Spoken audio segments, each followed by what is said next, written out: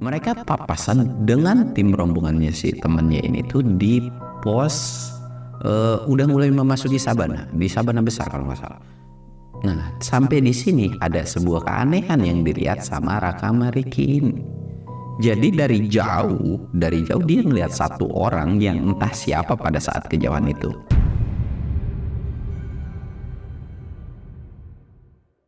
Assalamualaikum warahmatullahi wabarakatuh. Balik lagi di channel Samsul Mister Horror. Dongeng horor gua kali ini gua bakal nyeritain tentang Raka Ricky lagi nih. Buat lu yang penasaran dengan ceritanya, lu wajib tonton video ini sampai habis. Dan buat lu yang mau support channel gua, jangan lupa like, comment, subscribe, dan share video gua ke banyak orang. Dan buat lu yang mau ikutan open trip, lu bisa lihat di sini. Dan buat lu yang mau lihat video vlog gue juga, lu bisa lihat di sini. Dan buat lu yang masih mau ngirimin cerita tentang seputaran kisah lu, entah itu nenek, kakek, atau siapapun, lu bisa kirim ke email yang ada di bawah sini. Dan gak usah banyak basa-basi lagi, kita mulai ke segmen donor. Dongeng horor dimulai.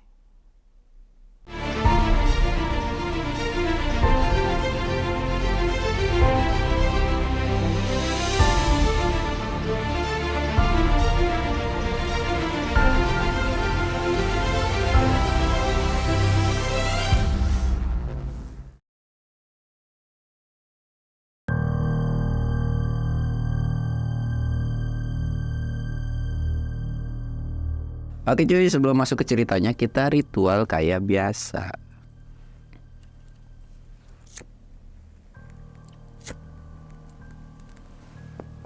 Dan jangan lupa ngopi biar nggak panik. Karena ini mau memperingati hari kemerdekaan atau ulang tahunnya negara kesayangan kita plus 62 cuy. Jadi gue pakai kayak beginian lah ya. Ya biarpun lu pasti bilangnya ya gimmick ala gimmick gitu kan.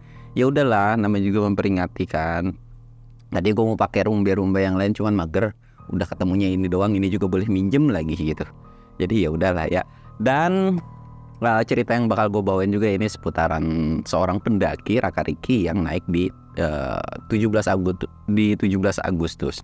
Dan gue mau nanya ke kalian juga nih, kalian di kampung kalian ada perlombaan apa aja? Jawabnya yang benar. Buat kalian yang punya lomba yang aneh-aneh, kalian bisa tulis kolom komentar ya. Gue pengen tahu ada lomba apa aja sih di kampung kalian, atau ada keseruan apa aja. Mungkin kalian juga bisa ngetekin ke gua ketika di Instagram itu lomba apa aja yang nanti di kampung kalian.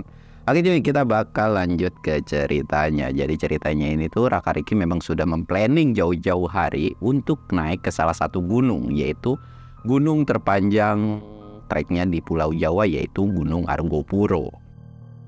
Nah, Raka Ricky ini kan buat kalian yang sering ngikutin ceritanya, Raka Ricky ini orang yang tidak mau terbebani dengan kelompok atau dengan rombongan.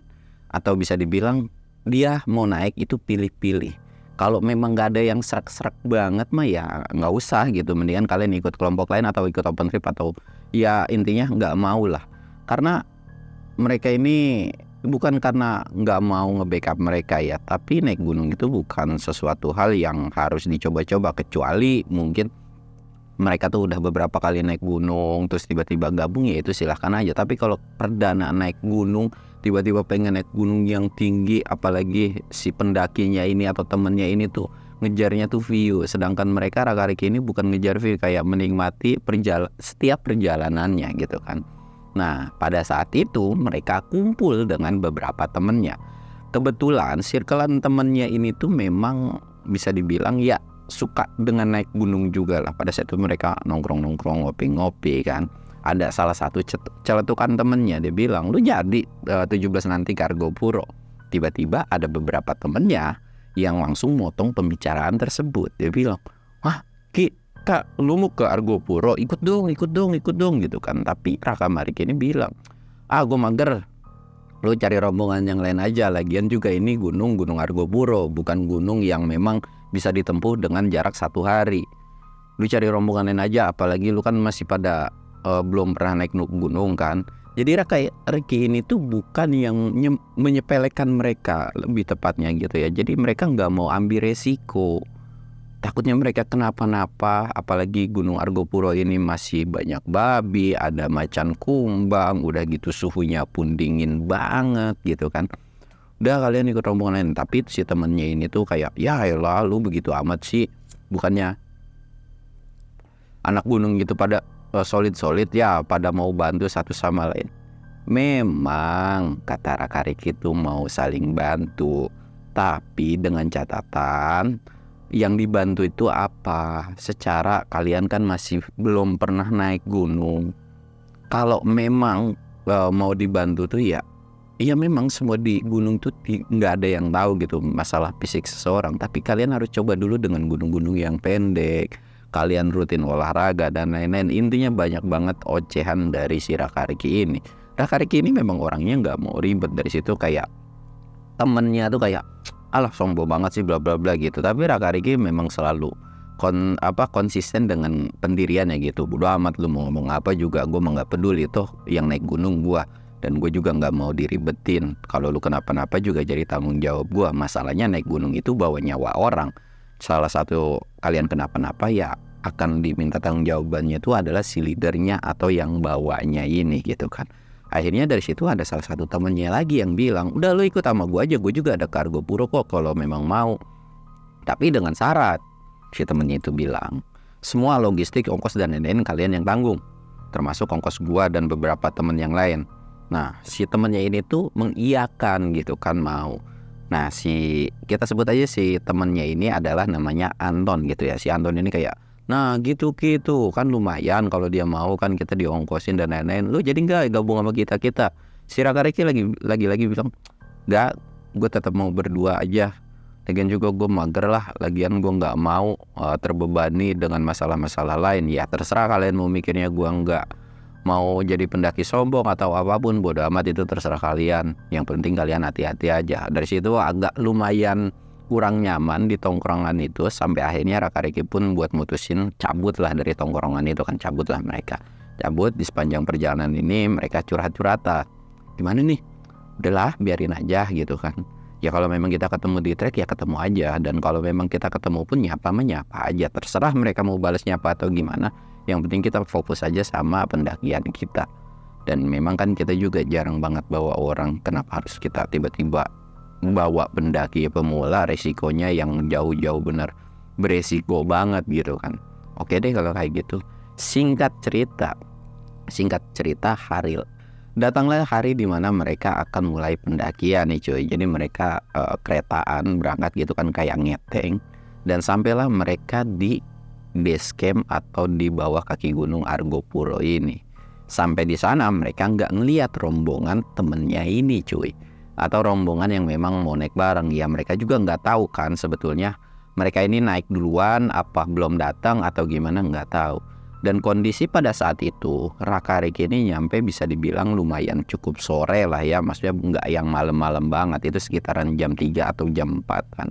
Mereka tuh ya istirahat, nyantai-nyantai, terus tanya-tanya ke beberapa warga sama si pemilik base camp dan lain-lain. Nah setelah nanya-nanya kayak gitu, nggak lama sekitaran jam 6:30 mungkin, tiba-tiba ada satu rombongan. Dan ternyata rombongan itu adalah masih kelompok dari temennya ini. Tiba-tiba datang gitu. Nah si Raka Riki ini, jadi dia tuh tinggal di salah satu rumah warga cuy. Nggak yang di ininya banget, nggak yang di base campnya banget. Jadi dia tinggal di salah satu rumah warga. Itu kayaknya, oh iya, ya udahlah biarin aja. Kita samperin nggak, kata si Riki itu. Nggak usah lah, nyantai-nyantai aja. Kalau memang kita papasan ya kita sapa. Kalau misalkan enggak ya udah gitu kan. Oke lah kalau gitu. Mereka tuh kayak ngecek lagi perlengkapannya dan masa bodoh dengan tim si temennya ini. Singkat cerita, mulailah di keesokan harinya ketika mereka mulai mau trekking. Pada saat itu mereka belum ada yang namanya ojek cuy. Jadi ojek itu masih nggak ada lah pada saat itu kan. Jadi mereka harus nge-push satu hari itu ke mata air, sumber mata air atau pos mata air gitu kan. Nah di awal-awal mereka trekking itu mereka jalan jam tujuan. Nah dari jam tujuan ini jadi selisih dengan rombongan yang belakang atau dengan tim temennya ini nggak tahu berapa lama ya. Jadi mereka tuh jalan aja berdua di sepanjang perjalanan ya seperti biasa mereka tuh kayak ketawa hahaha hihi. Dan singkatnya mereka sampailah di pos pertama atau area camp pertama, yaitu di mata air besar. Nah di area camp ini mereka kan emang udah prepare ya, maksudnya kayak mereka ini udah tahu step-stepnya karena mereka udah browsing, udah matang banget secara manajemen perjalanan, manajemen logistik dan lain-lain, harusnya aman gitu. Mereka tuh udah ngambil air, prepare dan mereka udah masang tenda juga. Dari situ Ricky ini penasaran lagi, kok rombongan yang lain belum ada ya? Ya kagak tahu, ngapain sih lu mikirin? Duh gimana ya, secara kita kenal dan ada kayak rasa nggak enak si Ricky ini. Tapi Raka tuh kayak udah biarin aja. Tuh mereka juga sama pendaki yang udah pernah naik gunung, atau bisa dibilang dengan beberapa senior gitu. Kita nggak perlu mikirin mereka. Kita fokus aja sama diri kita. Tuh kalau misalnya kita kenapa-napa, kan yang ribet juga salah satu dari kita. Kecuali kalau misalnya kita kenapa-napa ya otomatis kita akan minta bantuan ke mereka. Jadi udah biarin aja lah. Kita fokus sama diri kita aja. Oke lah kata Ricky itu kan.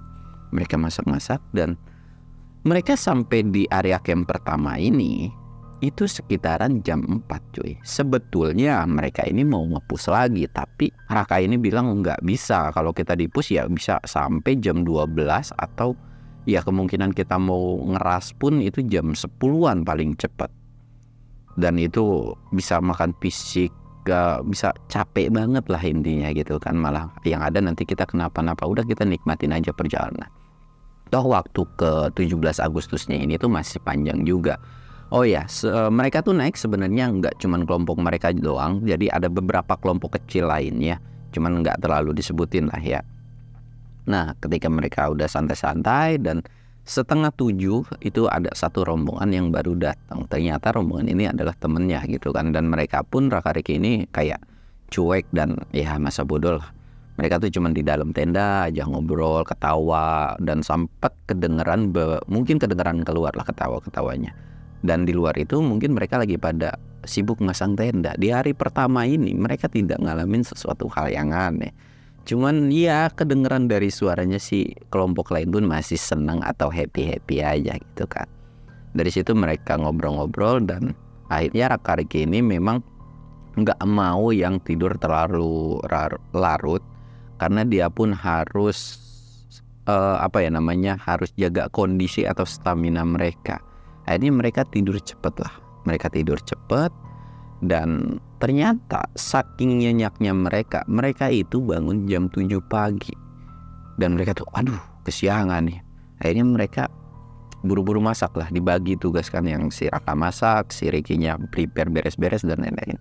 Dan ternyata pas dilihat keluar, rombongan si temennya ini udah gak ada cuy.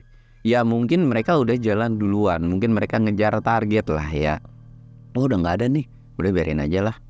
Mereka tuh masak-masak dan setelah selesai masak-masak itu baru kelar jam 9-an. Mereka juga udah siap-siap. Mereka mau ngelanjutin tuh sekitar jam 9. Mereka lanjut jalan lah. Mereka lanjut jalan dan mereka papasan dengan tim rombongannya si temennya ini tuh di pos udah mulai memasuki sabana. Di sabana besar kalau nggak salah.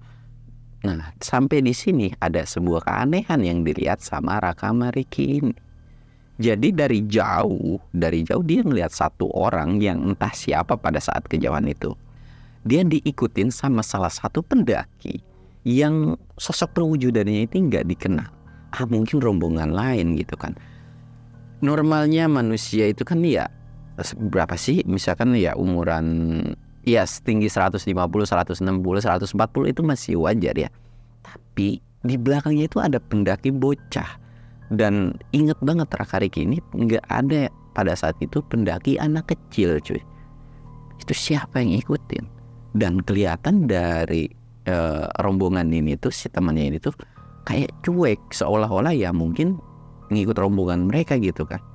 Udahlah biarin aja. Mereka lanjut lagi jalan tuh mau ke sabana ini kan. Sampai kayak ketutupan beberapa pohon dan pas dilihat lagi pendaki yang perwujudannya kecil ini kok nggak ada.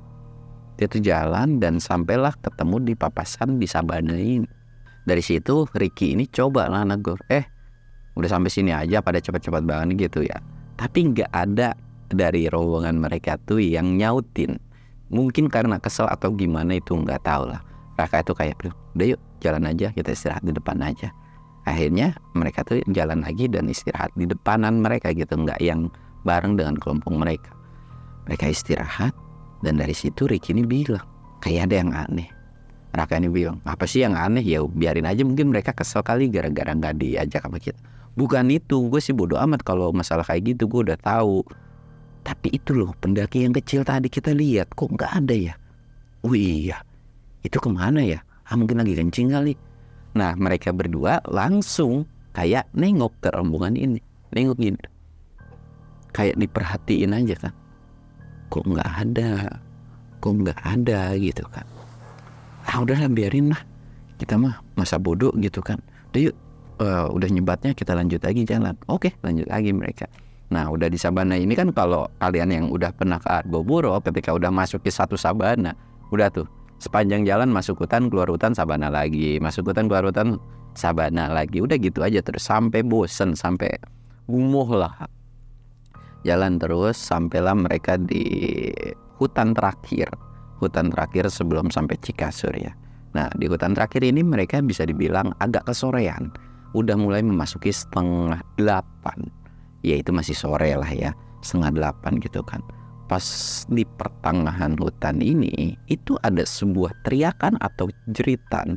Bukan jeritan minta tolong, tapi kayak jeritan kesakitan. Yang pertama mendengar atau yang ngedengar pertama kali itu adalah Ricky, bagian si sweeper. Ricky ini bilang, "Kak, lu denger gak?" Elah, udah yuk jalan yuk. Teriakan jeritan ini itu bener-bener jelas cuy. Bener-bener kenceng banget. Gimana sih, kayak orang ngejerit kesakitan gitu kan. Gitu kan. Mereka tuh penasaran sambil nengok gitu. Termasuk si Raka kayak penasaran. Lu ngeliatin apaan kak? Ya lu lagi kan bilang gitu kan. Ya gue penasaran aja. Udah yuk jalan yuk. Kita keluar dari hutan ini.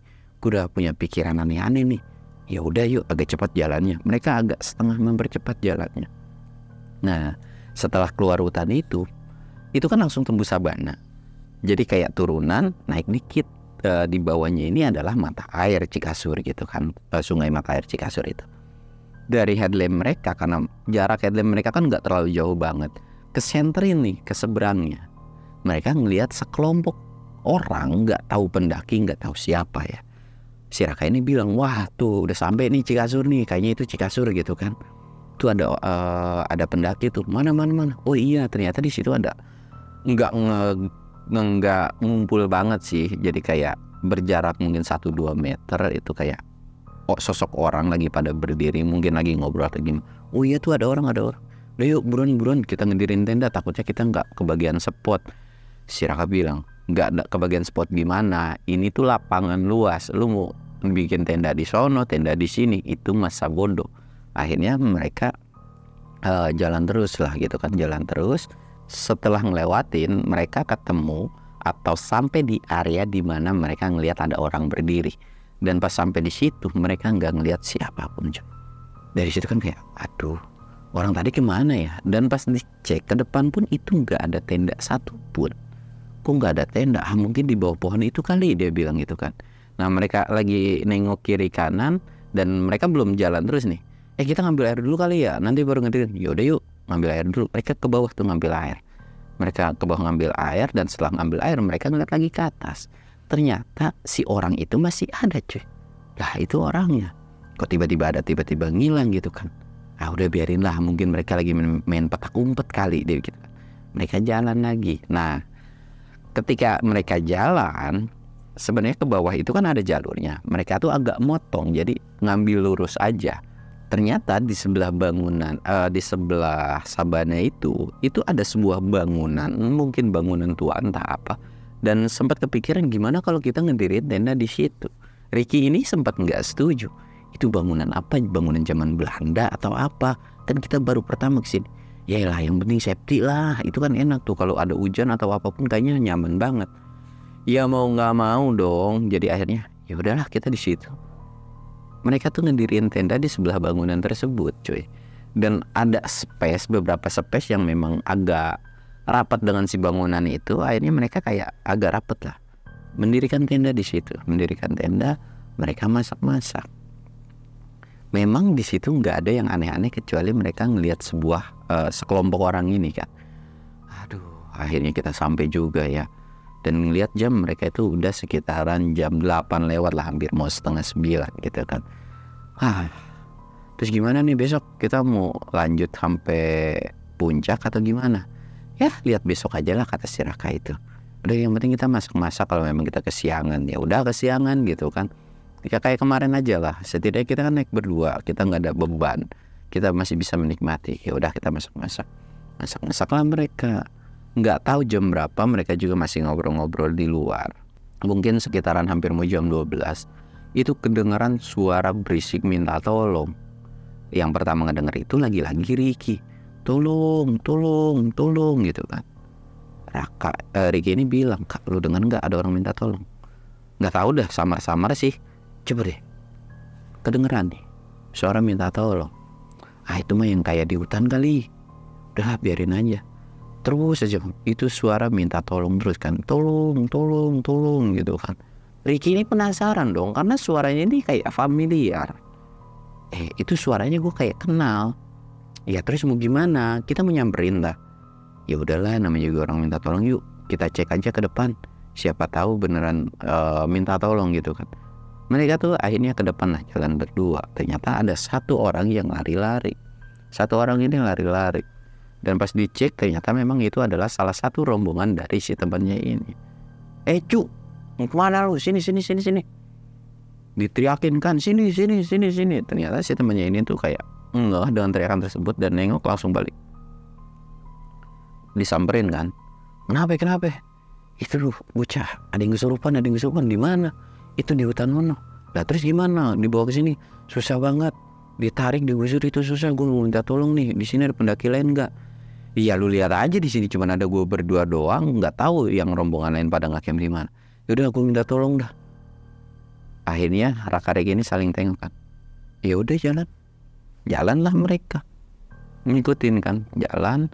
Dan pas sampai di hutan itu, ternyata benar itu kesurupan cuy. Yang kesurupan tuh bukan satu orang doang, tapi ada 2 orang.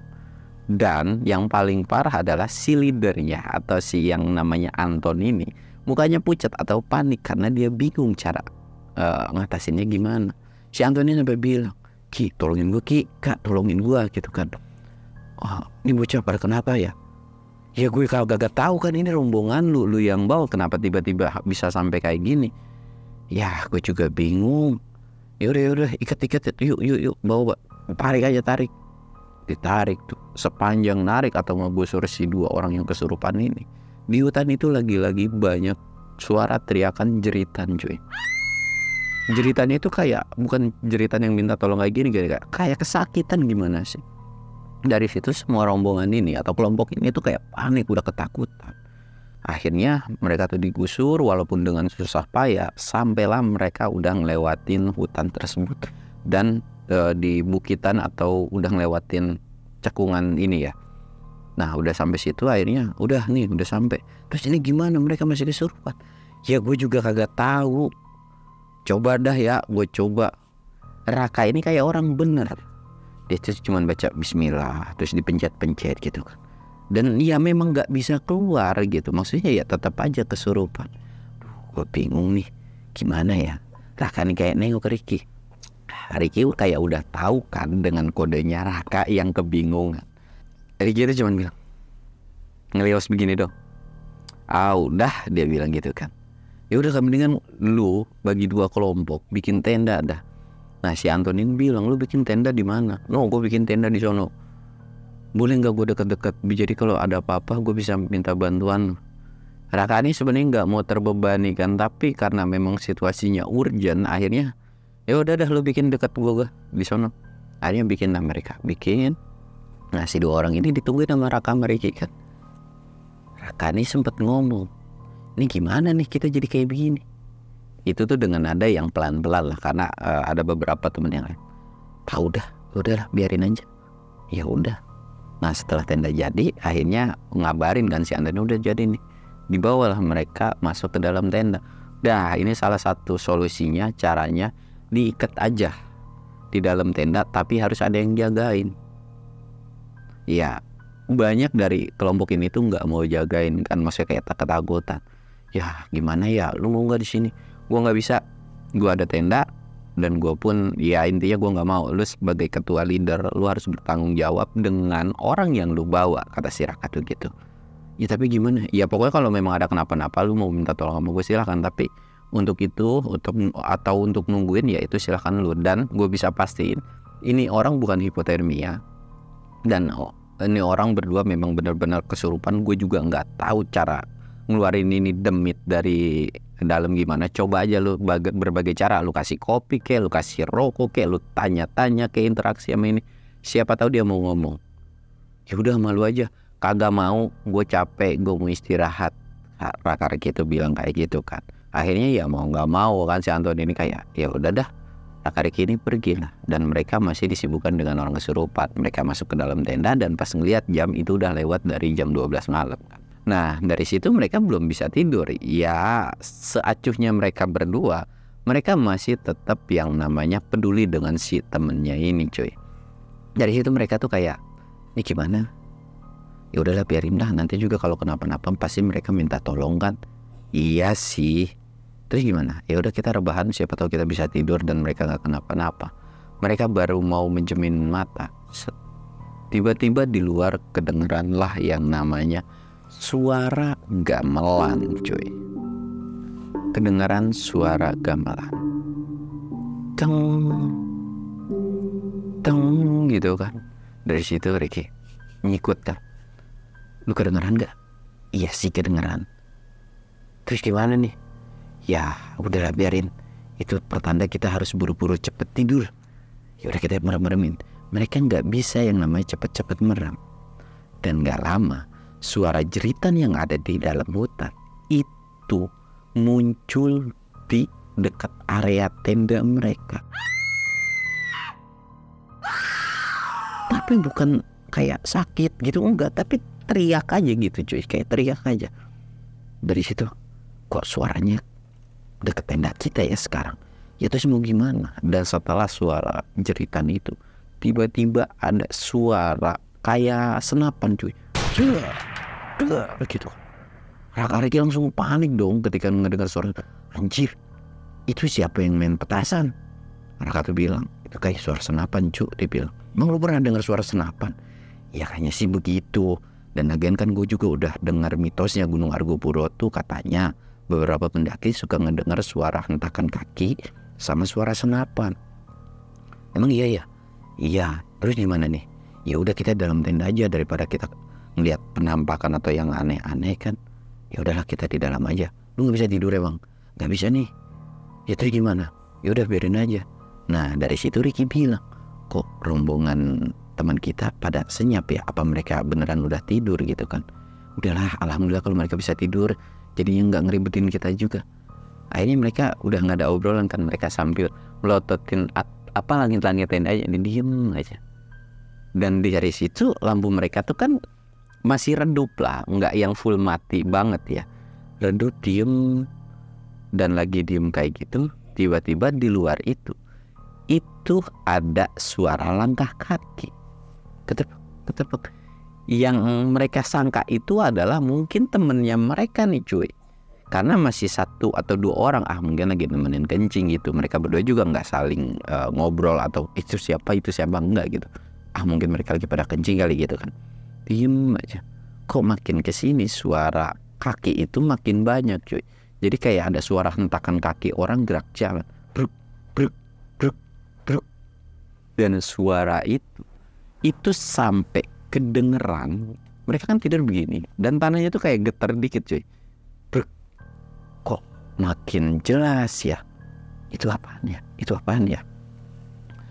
Waduh, Raka ini udah kayak, wah ini udah gak benar nih. Mereka bangun berdua nih. Gue jadi gak bisa tidur nih gara-gara suara kaki kayak begituan. Terus gimana nih? Ya gue juga bingung cuy. Ya udahlah kita nyebat lah mereka. Mereka nyebat Dan mereka masih ngedengerin suara langkah kaki, suara jeritan, dan suara orang yang lewat lalu lalang di luar. Akhirnya ketika mereka lagi nyebat, penasaran dong. Ricky ini bilang, gue penasaran sumpah, yang di luar itu apaan sih? Ya sama sih, gue penasaran, tapi lu siap nanggung resikonya? Ya siap gak siap sih, dia bilang. Tapi ya tipis-tipis lah, bisa kali ya. Ya udah yuk kita intip. Mereka tuh buka tenda, seret pelan. Jadi buka tendanya itu baru segini cuy, belum yang gede-gede banget. Intip nih Ricky nih, nggak kelihatan dong. Seret dibuka lagi, udah mulai agak lebar. Nggak kelihatan juga. Dibuka lah semua, seret. Masih nggak kelihatan di luar, atau ya buka tenda kan pandangannya pasti ke depan kan. Dan sedangkan yang lalu lalang itu ada di sebelahnya, nggak kelihatan. Mereka nengokin kepala, dan itu masih nggak ada apapun. Karena kondisi mereka kepalanya nggak pakai headlamp atau nggak disenterin gitu kan, nggak kelihatan. Mereka penasaran juga, ngelihat juga keluar. Wah iya nggak ada nih. Nah dari situ, udah pakai headlamp yuk, pakai headlamp. Set. Nah yang pertama dilihat itu adalah tenda temennya dulu. Wah iya mereka udah pada tidur kali ya gitu kan, pas disenterin. Akhirnya ngeberanin mereka ngebuka. Si Raka ke sebelah kanan, si Ricky ke sebelah kiri. Dan pas dilihat, itu ada beberapa orang atau beberapa sosok pakai pakaian kayak baju tentara gitu cuy. Dan itu bawa senapan semua. Itu mereka tuh kayak lagi jalan kiri kanan, seolah-olah kayak lagi patroli aja cuy. Tapi mereka kayak cuek dengan sosok tenda yang berdiri di situ. Mereka tuh kayak udah melihat, tiba-tiba kayak masuk lagi. Kok ada pakaian berseragam ya? Iya itu kali penunggu atau demit di sini kali. Udah yuk, udah tahu kan. Lu ngeliat sosoknya gimana, kata si Ricky tuh. Ya masih normal sih, gue nggak ngeliat yang aneh-aneh. Akhirnya ya udah yuk, tutup lagi. Tutuplah mereka pelan-pelan, set gitu kan. Dan ketika mau nutup, di depan mereka itu ada dua sosok yang berpakaian seragam tentara, lagi nengok atau mukanya tuh ke mereka. Raka Mariki langsung diem dong. Dan headlamp mereka kan belum dimatiin cuy. Mereka tuh cuman bilang astagfirullahaladzim, nengok sambil nutupin, seret. Dan mereka langsung ngerokok lagi sambil gemeteran begini. Karena lu tahu, mereka ngelihat itu bukan karena perkara sosoknya yang aneh, yang mungkin agak sedikit pucat atau perawakannya tuh masih normal cuy. Tapi apa yang mereka bawa.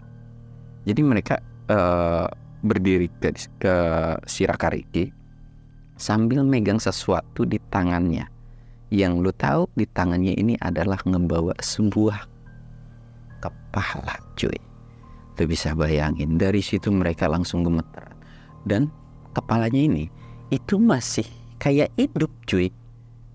Masih hidup, kayak matanya tuh masih nengok-nengok gini. Dari situ mereka langsung gemeteran. Dan mereka belum yang ngerebah ya. Mereka tuh kayak, itu apaan di luar? Gue baru pertama kali ngeliat penampakan kayak bikin. Ya gue juga gak tahu. Terus gimana? Dan seolah mereka tuh kayak ngerasa bahwa si dua tentara ini tuh jalan ke depan mereka cuy. Tak, tak, tak. Dan siluet mereka itu kelihatan dari tenda. Dari situ mereka kayak matiin lampu, dimatiin semua.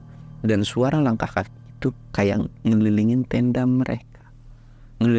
mereka. Sampai akhirnya mereka itu pure bener-bener gak bisa tidur ketika mereka ada di Cikasur ini.